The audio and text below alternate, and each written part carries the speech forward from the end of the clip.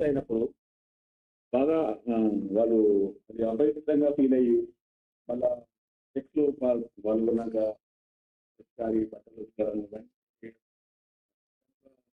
ఏదో ఏదో ఫీల్ అవ్వడం దాంతోటి బాగా ఇబ్బంది దాన్ని ఎట్లా చూడాలి? వీళ్ళకు అడల్ట్ ఎట్లా ఎక్స్‌పెక్ట్ చేయాలి దానికి సంబంధించి? రైట్. మీరు మ్యూట్ చేయండి. నేను చెప్తాను ఎక్స్‌ప్లెయిన్. రైట్. సో, ఇది అది ఎవరికి ఉందో వాళ్ళకి అది ఓసీడీ అంటారు దాన్ని. అది రిలీజియస్ ఓసీడీ.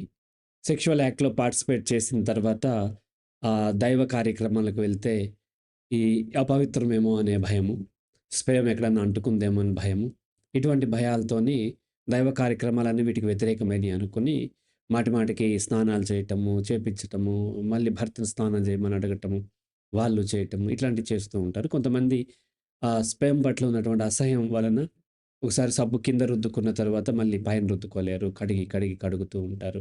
ఇటువంటియన్నీ గూడా మతపరమైన విశ్వాసాల వల్ల వస్తాయి.